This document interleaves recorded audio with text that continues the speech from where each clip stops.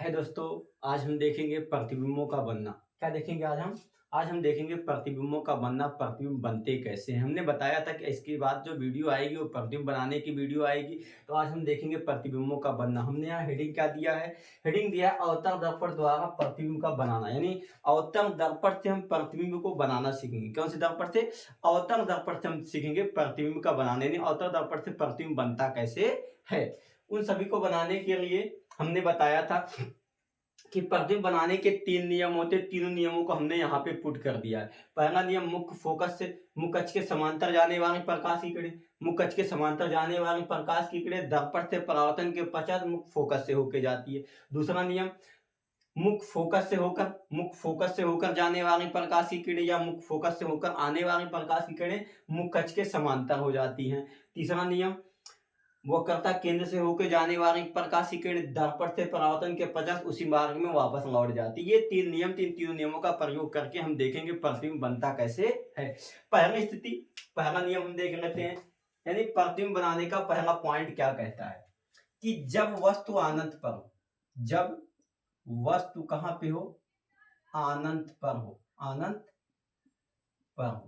जब वस्तु अनंत पे हो तब प्रतिबिंब बनेगा कैसे और कहां बनेगा, उसकी प्रकृति कैसी होगी, इसको जानना हमको जरूरी है। इसका क्वेश्चन जो पूछेगा, इसका क्वेश्चन कैसे पूछता है वो भी बात जानना आपको बहुत जरूरी है। कैसे क्वेश्चन पूछेगा कि यदि कोई वस्तु को अनंत पे रखी, यदि कोई वस्तु अनंत पर हो तो अवतल दर्पण द्वारा किरण आरेख खींचकर प्रतिबिंब की पुष्टि कीजिए। यानी प्रतिबिंब बनाइए। प्रतिबिंब बनेगा कहां? यानी कहेगा किरण आरेख खींचने की बात करें। किसकी बात करेंगे? किरण आरेख खींचने की बात करें। यानी किरण आरेख खींच के क्या बताइए?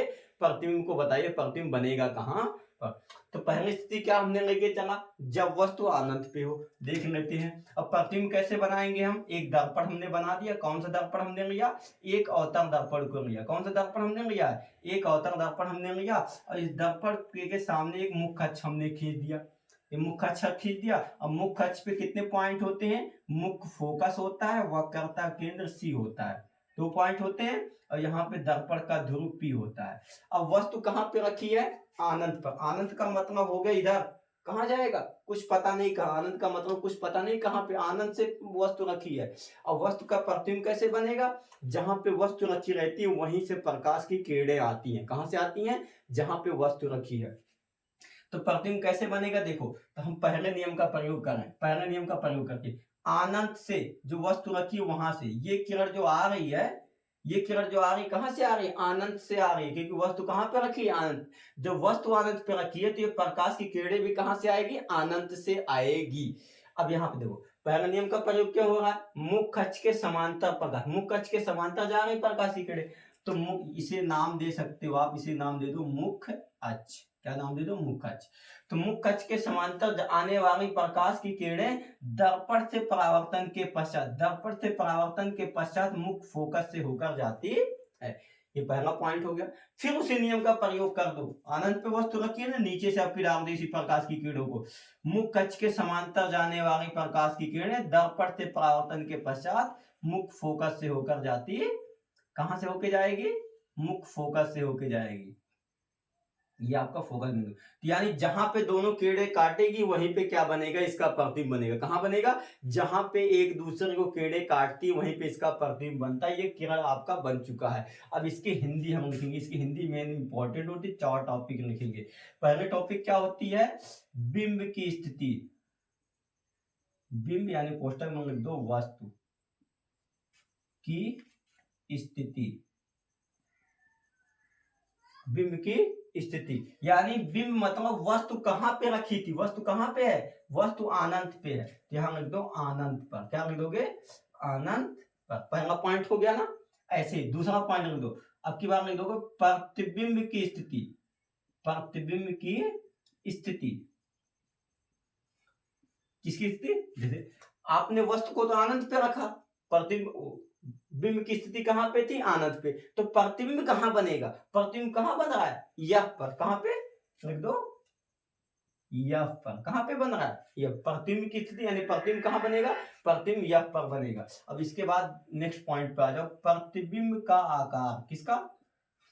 प्रतिबिंब का आकार की बात कर रहा है, यानी प्रतिबिंब का आकार कैसा होगा, यानी इसका आकार कुछ दिख रहा है, कुछ नहीं दिख रहा है, यानी बहुत छोटा होगा। तो लिख देंगे बहुत बहुत छोटा, यानी प्रतिबिंब का आकार जो होगा बहुत क्या होगा, छोटा होगा, है ना। उसके बाद फिर लिख देंगे प्रतिबिंब की प्रकृति, प्रतिबिंब की प्रकृति, यानी प्रतिबिंब कौन से प्रकृति का होगा, यानी प्रतिबिंब की प्रकृति कैसी होगी, जो प्रतिबिंब होगा इसकी प्रकृति कैसी होगी।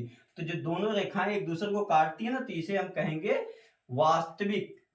कौन सी प्रकृति का होगा, वास्तविक होगा। कौन सा होगा, वास्तविक होगा। क्या होगा, वास्तविक। तो ये आपके पॉइंट थे, ये आपका हो गया जब अनंत पे वस्तु रखी हो तो उसके द्वारा प्रतिबिंब का बंध है। ये पॉइंट मेन होते, इस पॉइंट को ध्यान देना, इस पॉइंट को लिखना नहीं भूलना। वो ज्यादा हिंदी लिखने की जरूरत नहीं, इतना आप हिंदी में लिख दो आपका हो गया।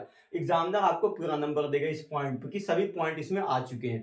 पहला पॉइंट क्या होता है, बिंब की स्थिति, यानी बिंब कहाँ, यानी वस्तु कहाँ पे रखी थी, आनंद पे है। तो वस्तु आनंद पे, तो प्रतिबिंब कहाँ बनेगा, फोकस एफ पे बनेगा।